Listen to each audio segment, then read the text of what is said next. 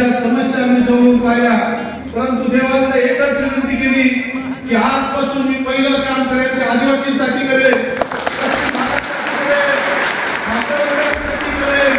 हा संकल्प मी गेल्या 3 वर्षापूर्वी या तालुक्यामध्ये केला.